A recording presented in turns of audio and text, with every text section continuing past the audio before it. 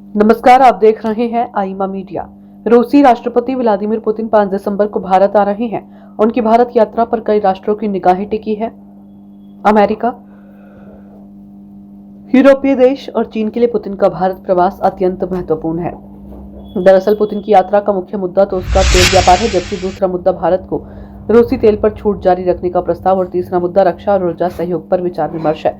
असल में रूस के क्रूड ऑयल पर लगे प्रतिबंधों के बाद भी रूसी तेल आयात करना भारत के लिए मुश्किल होगा, किंतु रूस चाहता है कि भारतीय कंपनी को इस बात का भरोसा दिलाया जाए कि उससे पहले जो छूट मिलती थी वह जारी रहेगी। भारत ने रूस से मिलने वाली छूट के कारण ही क्रूड ऑयल की आयात में वृद्धि की है।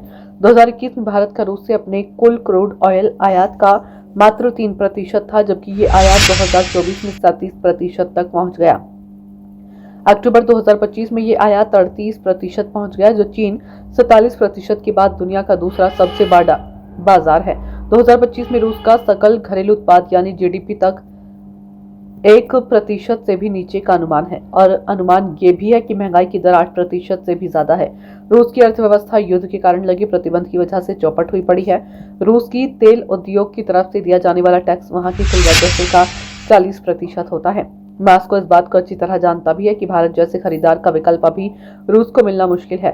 भारतीय तेल कंपनियां रूस से तेल इसलिए ज्यादा खरीदती हैं क्योंकि रूस भारत को विशाल बाजार मानकर भारतीय कंपनियों को भारी छूट देता है। भारत इस बात को अच्छी तरह जानता है कि वह अमेरिकी दबाव को ज्यादा दिन तक बर्दाश्त नहीं कर पाएगा। अमेरिकी राष्ट्रपति डोनाल्ड ट्रंप ने भारत से जब रूसी तेल आयात करने पर 25% का टैरिफ लगाया था, तब भी नई दिल्ली ने परवाह नहीं की थी, किंतु मौजूदा विश्व राजनीति में अमेरिका की भूमिका को देखते हुए भारत उसकी उपेक्षा नहीं कर पाएगा।